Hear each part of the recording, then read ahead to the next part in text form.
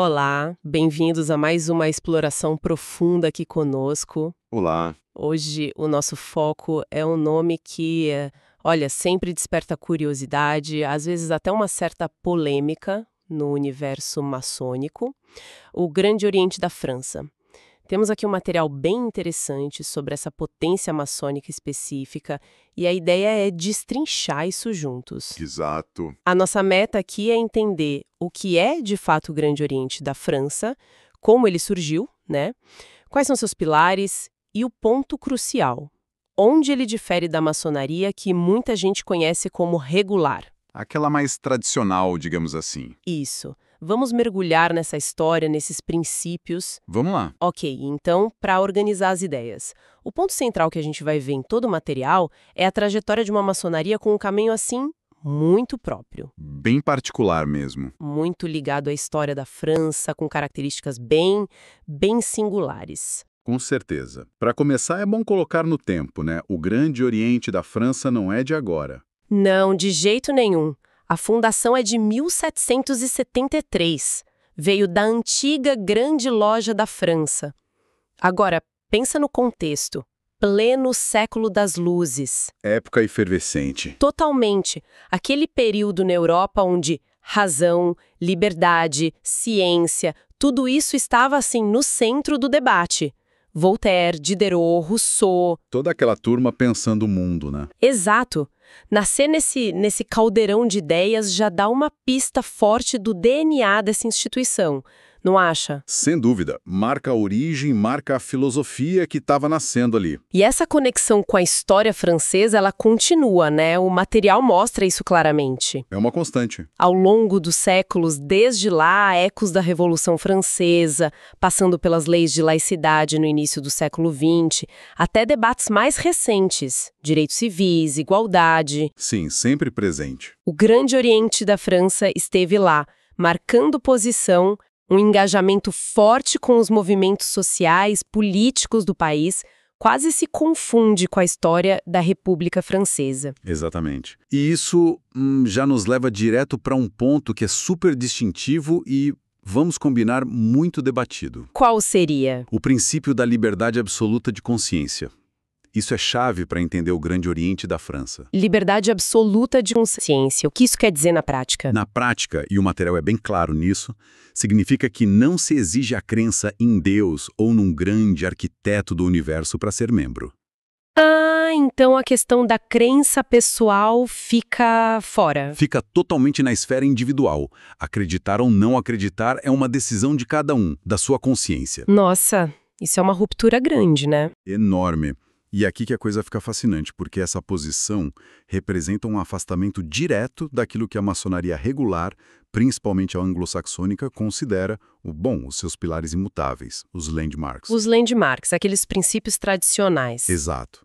Para a maçonaria regular, os landmarks são tipo as cláusulas pétreas, sabe? Não se mexe. E a crença num ser supremo é, historicamente, um dos mais importantes. E o Grande Oriente? O Grande Oriente da França, lá em 1877, abriu mão dessa exigência.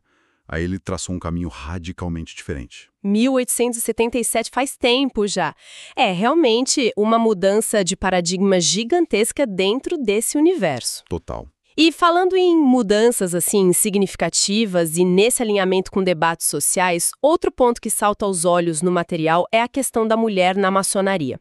Como o Grande Oriente lida com isso? Então, aí temos outra característica bem marcante do Grande Oriente hoje em dia. Certo. Desde 2010, depois de muitos debates internos, eles passaram a permitir a iniciação de mulheres nas suas lojas. Ah, então se tornou misto. Na prática, sim. Embora a origem seja masculina, hoje é uma obediência mista. E, além disso, ele já tinha antes relações fraternas, reconhecia outras obediências que eram só femininas ou mistas há mais tempo. Entendi. Mostra uma sintonia com a discussão de igualdade de gênero, né? Exatamente. Algo que, para a grande maioria da maçonaria regular no mundo, ainda é um tabu, uma linha vermelha mesmo. Ok, então temos liberdade de consciência na religião, inclusão de mulheres. O material fala de mais uma diferença importante sobre o que se pode ou não discutir nas lojas. É isso. Sim, isso mesmo. chegamos em outra diferença crucial. E qual é? A permissão explícita para debater temas políticos e religiosos nas reuniões, em loja. Sério? Mas isso não é justamente o que a maçonaria regular proíbe? Exatamente. Contraste total. Na maçonaria regular, a regra geral é nada de política partidária, nada de disputa religiosa dentro da loja. E qual a lógica deles para proibir? A lógica é preservar a harmonia, o ambiente fraterno, evitar que paixões de fora, causem divisão entre irmãos que vêm de contextos e crenças diferentes. O foco regular é mais no aperfeiçoamento moral individual, nos laços ali dentro, buscar o que une. Faz sentido. E para o Grande Oriente da França, por que permitir? Bom, para eles, essa abertura para o debate político e religioso é vista de outra forma. O material ressalta que eles encaram isso como parte do papel histórico deles, do compromisso com o progresso social, com o pensamento cívico. Tipo um laboratório de ideias para a sociedade? Exato. A ideia é que a loja maçônica também pode ser um lugar onde cidadãos refletem sobre os grandes temas do seu tempo. Entendo a lógica do engajamento cívico que eles propõem. Mas, assim, não tem o risco de virar um campo de batalha ideológico? Perder um pouco aquela serenidade, o foco no desenvolvimento pessoal que muita gente associa à maçonaria? Como eles tentam equilibrar isso? Olha, essa é, sem dúvida, uma tensão que existe. E é uma das críticas que a maçonaria regular faz. Imagino. O Grande Oriente da França argumenta que o debate tem que ser feito dentro de princípios de respeito, de busca pela verdade, sem proselitismo, sabe? Mas é inegável que é uma filosofia diferente sobre o propósito da maçonaria. Levanta aquela questão de fundo, né? Qual deve ser o espaço da maçonaria hoje? Exatamente. Deve ser só um refúgio para o aperfeiçoamento individual, discreta sobre polêmicas externas, ou deve ser também uma participante ativa, um fórum de debate sobre desafios cívicos, sociais, filosóficos, buscando influenciar o pensamento lá fora, no mundo profano. E o Grande Oriente da França escolher um lado. Claramente se inclina para a segunda opção, para o engajamento. Fica bem claro que são visões distintas mesmo. Bom, diante de tudo isso, não exigir crença, incluir mulheres, permitir debate político-religioso, como é que fica o relacionamento do Grande Oriente da França com as outras maçonarias pelo mundo? Quem reconhece, quem não reconhece? Então, essas diferenças todas têm consequências diretas e bem significativas nas relações internacionais. Imagino que sim. O material é unânime por causa dessas posturas, principalmente a não exigência da crença no Ser Supremo, que foi o ponto de ruptura lá em 1877, e essa abertura para temas políticos e religiosos.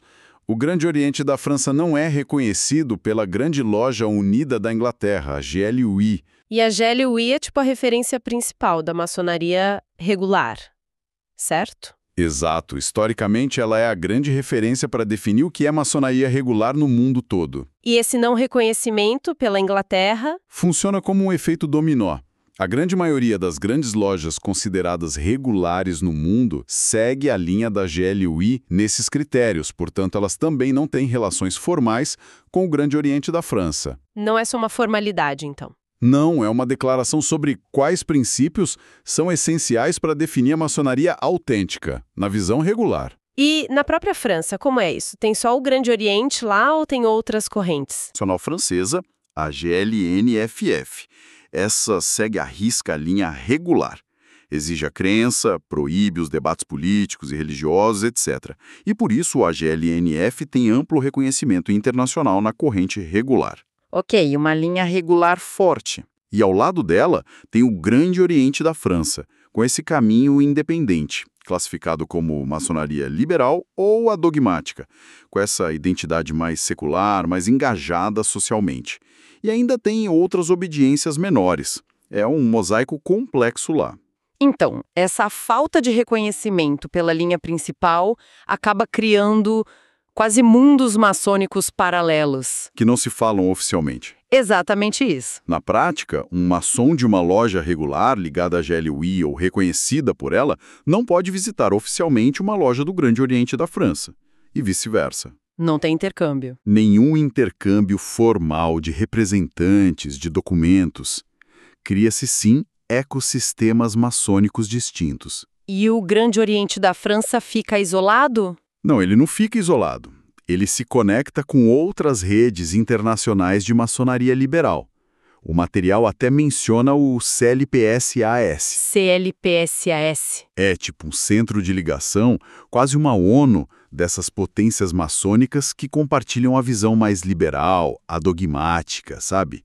Que assinaram o Apelo de Estrasburgo de 1961, que defende justamente a liberdade absoluta de consciência. Ah, então eles têm a própria rede deles. Tem sim. E o GODF também coopera ativamente com obediências mistas e femininas, que na maioria também estão fora da esfera de reconhecimento da maçonaria regular tradicional. Cada obediência, cada ecossistema com suas regras e redes.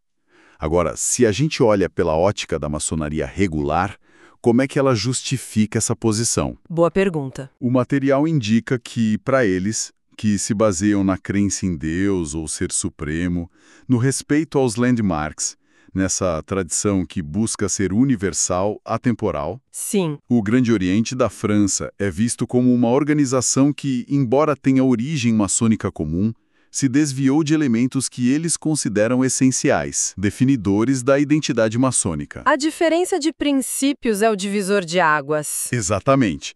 É fundamental para eles. Impede o reconhecimento formal, as relações plenas. É uma questão de manter a integridade daquilo que eles veem como maçonaria genuína. Entendi a perspectiva da maçonaria regular. Mas, mesmo funcionando nesse ecossistema paralelo sem o reconhecimento da corrente majoritária, não dá para negar que o Grande Oriente da França tem uma história, uma presença cultural importante, né? De forma alguma. E o material salienta isso bem. Independente de reconhecimento formal, a relevância histórica, cultural, filosófica do Grande Oriente da França é indiscutível. Principalmente na Europa. Especialmente na Europa, continental e mais ainda na França. A trajetória deles está assim amarrada com a história social e política francesa há quase 250 anos. Ignorar isso seria ignorar parte do pensamento francês e europeu. E o que é bem notável, e talvez explique por que ele continua relevante, é justamente essa busca de diálogo com as transformações, os desafios modernos. Como assim? A defesa forte da laicidade do Estado, que é um pilar da República Francesa. A busca pela igualdade de gênero, aceitando mulheres. A ênfase na liberdade de pensamento sem dogma religioso. Tudo isso conecta com debates atuais. Muito atuais. Essa postura que eles chamam de adogmática e liberal é a marca deles. É, sem dúvida, uma expressão diferente do ideal maçônico.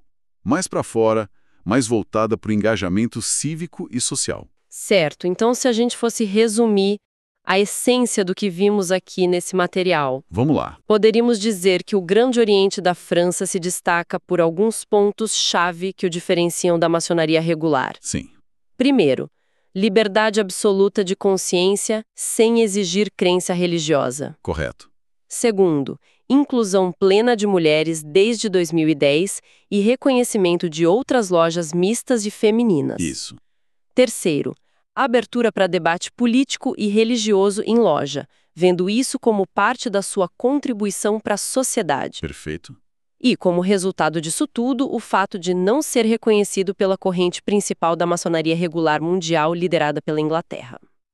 É uma boa síntese. Ótima síntese. E acho que um ponto importante que o material também sugere, lá para o final, é que entender essas diferenças não devia ser para criar rivalidade, né? Não, claro. O objetivo é compreender a diversidade que existe dentro desse universo maçônico. A maçonaria não é, e talvez nunca tenha sido, um bloco único monolítico. Tem vertentes diferentes. Tem. De um lado, a regular, focada na preservação de princípios tidos como universais, na tradição, na descrição sobre temas externos polêmicos, no desenvolvimento moral e espiritual individual. Certo. Do outro, vertentes como a do Grande Oriente da França, que escolheram um diálogo mais explícito com valores seculares, modernos, laicidade, igualdade de gênero, liberdade de consciência total, e que veem o engajamento em debates sociais como parte da missão. São caminhos diferentes. Exato. E essa diversidade, no fundo, mostra a riqueza, a complexidade da própria maçonaria. Seu debate interno contínuo sobre ética, espiritualidade, o papel do indivíduo, como contribuir para o progresso da humanidade. Um objetivo que muitas vertentes declaram, mas que buscam por caminhos e com ênfases diferentes. Metodologias e focos que divergem em pontos cruciais. Excelente ponto. E para a gente fechar a nossa análise, fica aqui uma provocação final. Algo que o material deixa a gente pensar, mas não aprofunda. Qual seria? Considerando essa postura mais aberta, mais vocal do Grande Oriente da França sobre questões sociais e políticas, esse histórico de envolvimento em debates públicos na França, Sim. como será que isso impacta a imagem pública da maçonaria lá? Será que essa abordagem mais engajada, menos discreta, gera uma percepção diferente? Talvez mais politizada? Ou talvez mais relevante para alguns setores? Boa questão. Comparando com um país onde a maçonaria predominante é a regular, que preza pela discrição, que evita se posicionar publicamente, quais seriam os ganhos e as perdas de cada abordagem em termos de percepção social hoje em dia? É uma ótima reflexão. Como a sociedade vê cada uma dessas abordagens. Exatamente. Fica aí para a gente pensar sobre o impacto dessas diferentes faces da maçonaria no mundo.